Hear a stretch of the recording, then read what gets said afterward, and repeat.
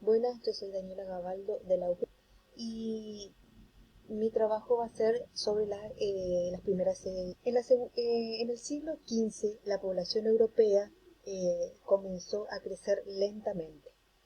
El cambio demográfico fue acompañado por un cambio de actividad, por un cambio en la actividad agrícola que le permitieron el aumento de la producción por un lado y por el otro lado el desarrollo de las manufacturas.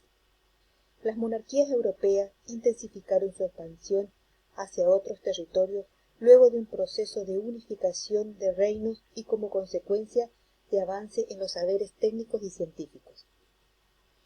Una serie de factores se combinaron para producir esta expansión. Por un lado, la búsqueda de rutas comerciales, por otro lado, la demanda de los metales preciosos, por otro lado, las especies que si bien no eran solo para condimentar, sino también eran para conservar los alimentos, eh, eh, que en su mayoría provenían del oriente, como la pimienta y la canela.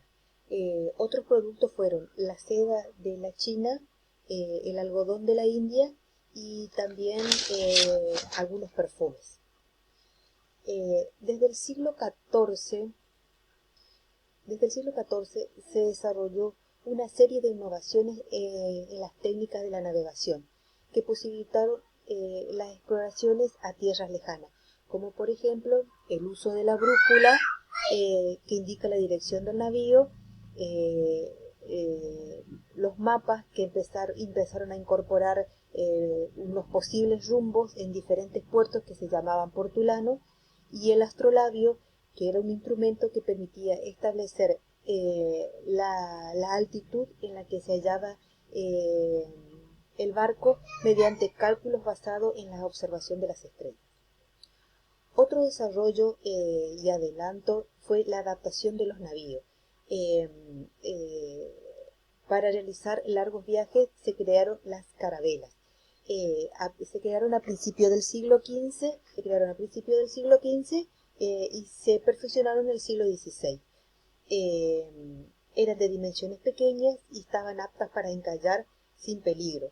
Permitían embarcar una tripulación completa y mantenerse varios meses en alta mar. Había dos modelos, cuadradas que daban velocidad y las triangulares que se adaptaban a los vientos, a la dirección de los vientos en alta mar. Eh, bueno, camino de, camino de los portugueses. El rey Enrique fomentó el desarrollo de la navegación a través de la creación de una academia que enseñaba este arte. Las primeras expediciones portuguesas a mediados del siglo XV bordearon las costas de África del noroeste, sin intenciones de colonizar, pero en 1415 tomaron Ceuta, actual Marruecos. Esta inauguró la época de exploraciones portuguesas de África sobre el Atlántico. A mediados del siglo XV exploró las islas Madeira y Azores, donde los portugueses introdujeron el cultivo de la caña de azúcar y los esclavos africanos como mano de obra. Los portugueses llegaron hasta Cabo Bajor en 1434 y más tarde al Golfo de Guinea en 1470. En el camino exploraron las islas de Cabo Verde, que también fueron convertidas en productores de azúcar. Al cruzar el Ecuador, los conocimientos que poseían se tornaron inútiles, ya que las estrellas y las constelaciones eran distintas y las corrientes y los vientos eran desconocidos por ellos. Tardaron varios años en llegar al sur de África y en 1488 alcanzaron el Cabo de Buena Esperanza. Situación de la península ibérica. Los reinos cristianos de la península ibérica fueron los primeros en iniciar las expediciones. Portugal y España estaban situados en una posición inmejorable para la navegación, ya que su situación geográfica de avanzada sobre el Atlántico le permitía contar con un litoral marítimo sobre el océano. En ambos reinos había marinos de excelente calidad. Por otro lado, La península ibérica era el paso obligado de las rutas de los comercios marítimos entre la Europa mediterránea y los países del norte de Europa. Portugal tenía experiencia en el comercio de larga distancia. En las costas del continente africano instalaron que eran centros de intercambio, que estaban estratégicamente ubicados y obtenían de forma directa oro, especies y esclavos africanos. Posteriormente, los portugueses organizaron un imperio mercantil en el Océano Índico y expulsaron definitivamente a los musulmanes del tráfico del oro y de las especies. Castilla y Aragón. En el siglo XIV, Portugal logró expulsar definitivamente a los territorios. Al igual que Portugal, España tenía costas sobre el Atlántico y marinos adiestrados a la navegación. A comienzo del siglo XV inició sus exploraciones tomando las Islas Canarias mediante la ocupación y conquista. Esta isla se convirtió en un punto de abastecimiento de los viajes que les subsiguieron.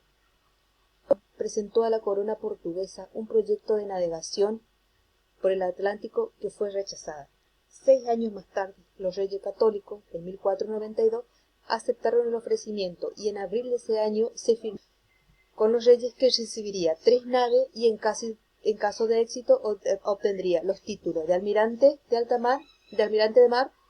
mar y virrey y gobernador. Todos estos títulos eran hereditarios. Estos acuerdos recibieron el nombre de capitulación. La expedición partió el 3 de agosto de 1492 y el 12 de octubre llegaron a las Islas San Salvador. Colón regresó a España y luego de 3 viajes más, en los que exploró las Antillas, el Caribe, hasta llegar a la costa central. Colón no había llegado a Asia como había prometido, llegó a un continente desconocido por los europeos. El conflicto entre ambas potencias marítimas se dio por el control de las rutas comerciales y por la posesión de los territorios explorados. Ambos reinos habían firmado un tratado de Alcazona de Toledo en 1479 y 1480, por el cual Portugal se aseguraba los derechos de exploraciones de la isla Canaria hacia el sur. Con el descubrimiento de América surgieron conflictos. Portugal consideraba que en virtud de aquel tratado las tierras pertenecían a ellos. España argumentó que ese acuerdo reservado para Portugal solo era el continente africano. Entonces, en 1494 se firmó el Tratado de Tordesillas, que consistía en una línea imaginaria sobre el Atlántico de polo a polo y pasaba a 370 leguas del Cabo Verde. El Tratado de Tordesillas permitió a Portugal colonizar Brasil. Otra forma de los españoles y los portugueses. La conquista española del continente americano se llevó a cabo en varias etapas. El primer ciclo comenzó en 1502, comprendió la región de las Antillas y concluyó con la ocupación de los actuales territorios de Cuba, Puerto Rico, Jamaica, Haití, República Dominicana y Panamá. El segundo ciclo fue en 1519 y finalizó en 1549. A lo largo de sus años, los españoles conquistaron principalmente los territorios de los tecas y los incas. En el tercer ciclo, a partir de 1550, abarcó la conquista de las llamadas tierras o periferias que ocuparon Florida, norte de México, norte y centro del actual territorio argentino. Las expediciones fueron organizadas por empresas privadas. El jefe de la expedición debía conseguir una autorización real para emprender el viaje hacia determinado territorio. Con el permiso en sus manos, se encargaba de obtener el dinero para financiar la travesía. La autoridad real era imprescindible para iniciar la aventura de búsqueda de ruta para la exploración de territorios americanos. Por tal motivo, se firmaba un documento que se llamaba capitulación. donde la corona se reservaba para sí el dominio de las tierras conquistadas y un quinto de las riquezas halladas. La colonización portuguesa de América comenzó motivada por razones económicas y estrategias. Por un lado, las económicas, por las mermas de las ganancias en el comercio con el Oriente, y por otro, las posibilidades mercantiles del árbol del palo Brasil, cuya corteza producía un tinte rojo usado para teñir los textiles muy solicitados. La irradiación española hacia las áreas marginadas. Las primeras áreas conquistadas. Cristóbal Colón estableció su dominio en Santo Domingo. Allí se organizaron las expediciones para encontrar metales preciosos y para conquistar el resto de las Antillas. El ávido de riqueza no tardaron en obligar a los aborígenes a recolectar de los ríos las pepitas de oro que eran arrastradas por el agua. Los aborígenes se sublevaron y los españoles los esclavizaron, y en el 1500 los reyes católicos decidieron declarar a los aborígenes vasallos libres.